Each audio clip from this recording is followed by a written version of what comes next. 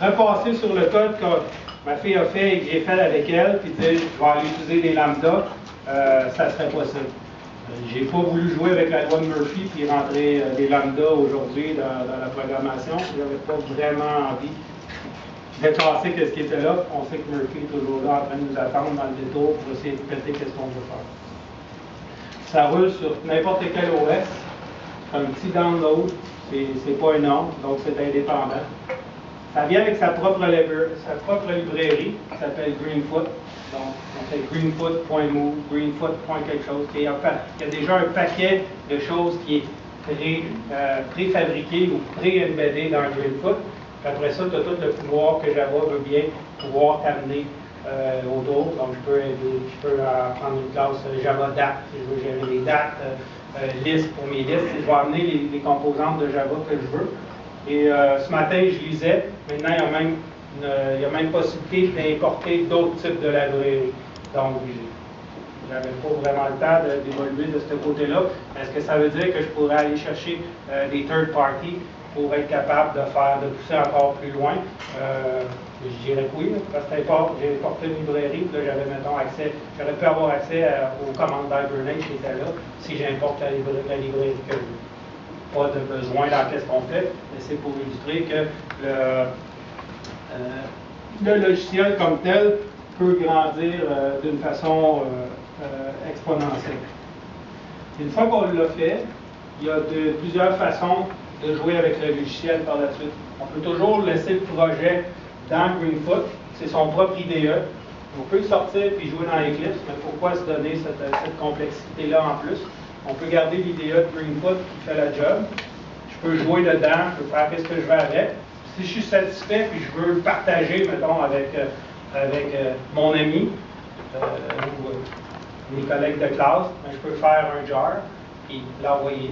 Avec un jar, je pourrais le passer dans un geometric et en faire un point exit qui est exécutable où est-ce que je veux. Je peux le rouler dans un command line aussi si je veux, ça je vais pouvoir vous montrer tantôt. Je peux l'envoyer comme une applet, donc à travers un site web, ou je peux le sharer. Il y a une communauté Greenfoot qui est sur le web, que je pourrais sharer mon projet là, puis plusieurs personnes pourraient se mettre à jouer avec ou le faire évoluer si vous voulez. Donc, il y en a qui ont envie de le voir, mais non, c'est quoi Greenfoot? Oui. Si vous me dites non, on dit oui, il reste une demi-heure à la présentation. Donc, moi j'ai déjà downloadé.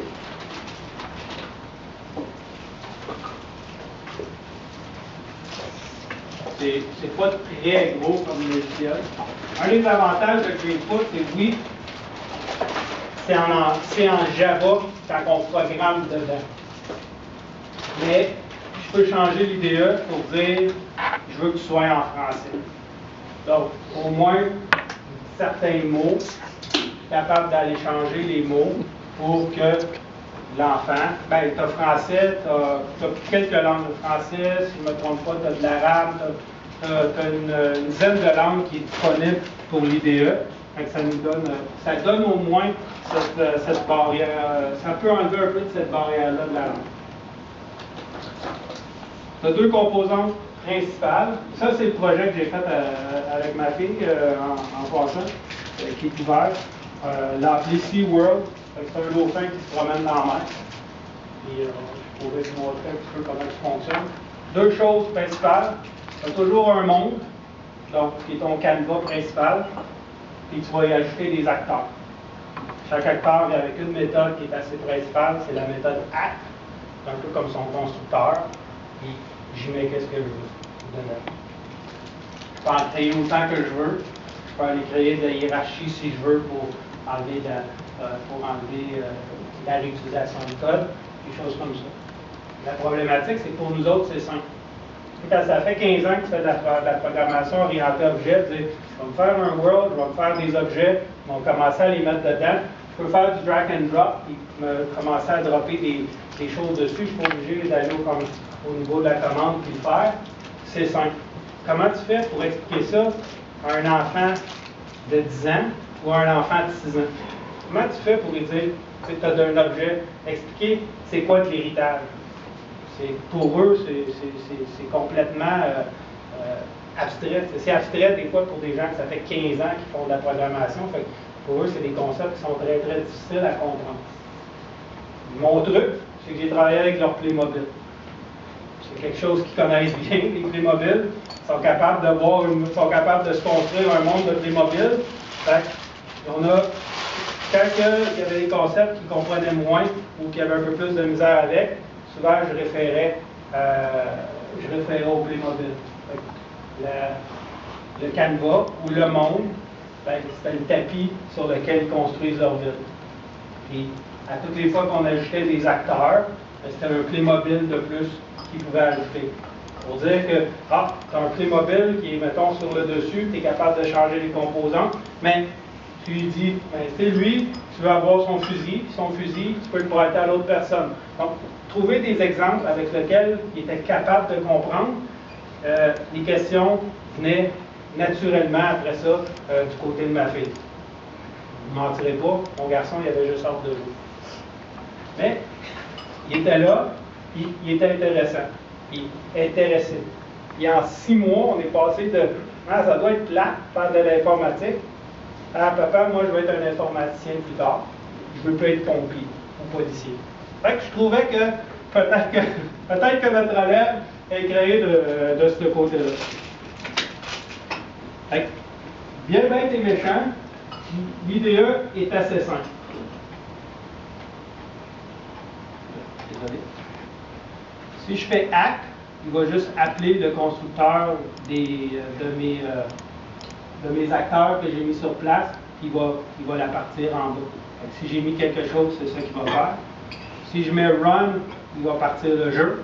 Si je fais Reset, ça le dit, le jeu repart à 0. Et je peux jouer un peu, c'est l'IDE qui me dit à la vitesse. En réalité, c'est qu'il y a un thread un petit peu en arrière qui va appeler, qui fait un moniteur, et qui appelle tes méthodes ACT pour t'aider à simuler le jeu. Donc, on n'a pas besoin de se préoccuper de ce côté-là. Le jeu qu'on a créé, un dauphin qui joue, qui peut se promener de haut en bas. Puis, on a commencé assez facilement. Au début, il fallait que tu pèses sur les boutons. Après ça, ils m'ont dit que ça serait le fun qu'il nage tout seul, le dauphin, que je n'avais pas à toucher. On a dit, OK, on va le laisser tomber. Si tu ne fais rien, il tombe. Et s'il sort de l'écran, tu lâches. Ça, ils m'ont dit, ça serait le fun qu'il y ait des choses qui arrivent. Ils ont dit, OK, comment tu pourrais faire ça, Charlotte? Elle dit, il faudrait se faire un acteur. Là, on avait déjà réussi à gagner un des premiers concepts, rajouter un bonhomme Playmobil sur le tapis pour qu'il se mette à jouer. Et vice-versa. Puis, ça va, au bout de la ligne, ça va donner à peu près ce jeu-là. Je ne suis pas très bon, je vais dire. Donc, si je fais rien, il tombe. Si je pèse la flèche, il remonte. Le jeu, en soi, lance des homards ou des étoiles de mer. Si j'attrape une étoile de mer, je fais des points. Si je tape un homard, et il devrait y avoir des tortues aussi à quelque part, je meurs. Ça, c'était plat. Ça, on a fait ça à peu près. C'est les tortues.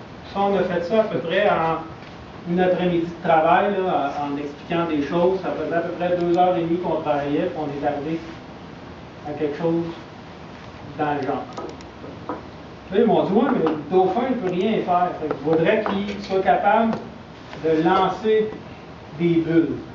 Je ne suis pas très fort en dessin. Fait que j'ai trouvé, dans la librairie de données, il y avait des points rouges. Fait que je me disais, OK, il va lancer des points rouges. Fait qu'il est capable de lancer des points rouges.